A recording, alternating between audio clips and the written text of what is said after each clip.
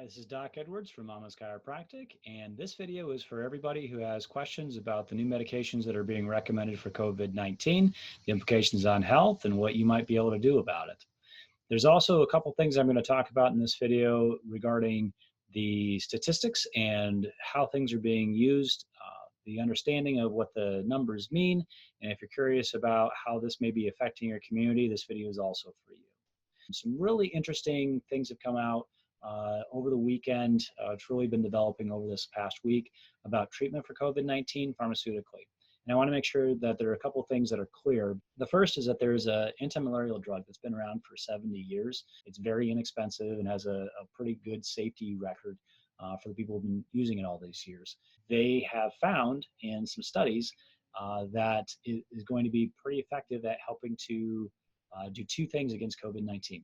So the two things that it seems to be effective at, one is that it changes the receptor for COVID-19 to enter a cell. The ACE2 receptor, we talked about this in the earlier video, is the doorway that COVID-19 docks onto. It's its docking station in the lung epithelial cells, and that docking station is usually reserved for an enzyme that our body naturally produces. That ACE2 enzyme is responsible for helping our blood vessels relax. Well, the way that this drug works is that it goes inside of your cell, and instead of blocking the door like inducing more ACE2 would do and keeping the COVID-19 virus from having a docking station, what it does is it changes the lock a little bit. So COVID-19 can't find that perfect match anymore. And it also creates these little high acid pockets so that when COVID-19 attempts to attach onto the cell, it isn't able to replicate the way that it normally would. And so it's a 1-2 punch that this antiviral does inside the cell. Now, there is a side effect that goes along with changing your locks to your doors, and that is that your enzymes, which are used to having a key to enter that door, may not work as well. And so there has been, in some instances, people who have long-term use of this medication have ended up with heart issues. Now, these are different than the blood pressure issues. I want to make sure that that's clear. There are things like arrhythmias, and so this could present an issue for people who are using it. But the problem that I have right now is that the studies that have been done and cited for this are probably not the ones I would love to see. So studies that you'd like to see for any kind of treatment for disease usually can be calculated statistically in a way that says that our numbers are verifiable. There's not much room for error or that our results are due to chance. And so there's a mathematical process that you go through. And the researchers in France who published this paper did go through that process. And what they found is that in order to really make sure that their study was valid and really well powered, they needed 48 subjects in this study. They didn't have 48.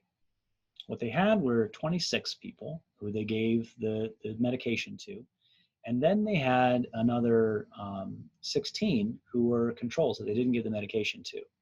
Now, the difference between these two groups is really, really important for Americans to listen to. So the average age of the people who got the medication was 51 years old. The average age of the people who didn't receive the medication, they were in their 40s. You'll see that there's a big difference in the health of someone who's in their 50s and the health of somebody who's in their mid to late 70s. So being able to compare apples to oranges here, that's a big difference. The second thing is that in the 26, they lost 6 of those patients to follow up with the data. What they did is they measured the amount of viral load in their bodies over 6 days.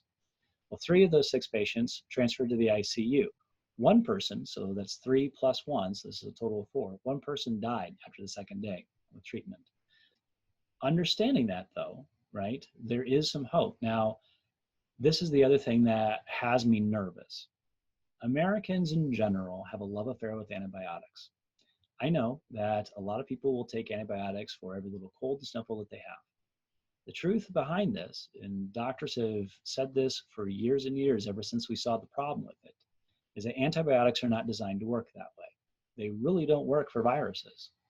And in this study, they didn't use them for COVID-19. What they used the Z-Pak for was for 6 patients who looked like they may be at risk for a super bacterial infection. And so they gave those 6 patients the Z-Pak. The recommendations I'm hearing come out right now is that the combination of these 2 drugs is going to be really effective. And so what I'm afraid of is that we're going to end up stockpiling things like Z-Paks and this malaria medication that's also being used to treat autoimmune diseases. So you have people who are regularly taking this medication for their autoimmune diseases like lupus being told that, nope, sorry, the FDA has just commandeered all this to go into hospitals. And what are they supposed to do? Especially the Z-Pak, because we've been talking about this. If you look at the statistics out there, there are a lot of other things that are killing people besides COVID-19. Bacterial infections are one of them. And to think that some of those people won't have access to some of the medication because hospitals are trying to get as much of this as they can, that should be a pretty scary thought, gang, especially when we understand that this isn't necessarily effective at treating COVID-19 exclusively. This can be helpful in conjunction with if the doctors suspect there's a bacterial infection, according to this study. My biggest concern right now in this COVID-19 scenario is that in addition to really loving antibiotics as a country, we also have a tendency to be very drawn to magic bullets. We want the pill that will fix all of our problems. And hearing that there might be something out there may give people the wrong idea. It may derail them a bit into thinking, oh, look, modern medicine fixed it. We don't have to worry anymore. And the problem with that is that there's some health behaviors that people have been taking that they might stop, and that gives me a lot of concern. As I talked about last time with the vitamin D vlog, vitamin D works on a mechanism of action against COVID-19 by asking the body to make more of the enzyme that helps block the door. Getting outside in the sunshine, exercising, supplementing if you're in a cool weather climate and it's not really something you can do right now, all of that is a really good proactive approach. My biggest fear with this is that we're going to see a perfect storm of people who think, hey, listen, there's going to be a cure for us, I don't need to worry about it. And people who have grown up not necessarily understanding that they may have a pre-existing health condition. That, it's just a couple extra pounds, what does it matter? So my blood pressure, I don't know what my blood pressure is, I never check it. I don't really know what my blood sugar is, when they could be qualified as pre-hypertensive, they could be qualified as pre-diabetic, because maybe they have indoor jobs. Maybe they have late night jobs. Maybe they aren't going outside and getting the exercise. It might cost them. I'm really nervous about that. I hope that out of this, people start understanding that there's things that they can do to build their own health. That I'll tell you, I'm not the kind of person who's pointing the finger at someone and saying, listen, you're overweight and you need to change, because I want you to look at a couple pictures. I want you to look at 2 pictures of me from 2011. This was the year that I decided to move to Florida. I made massive changes in my diet because, I look like I went 3 rounds with an MMA fighter.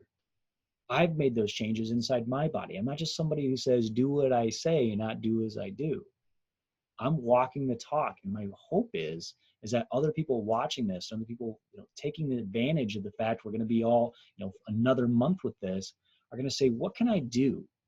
What can I do to help maybe go for walks? Maybe I lose 5 pounds a week. Maybe what I do is I try adding more green foods into my diet. In the meantime, we keep adjusting people and helping their bodies as well. So if you have questions, leave them in the comments, and feel free to subscribe to us on YouTube or here on Facebook.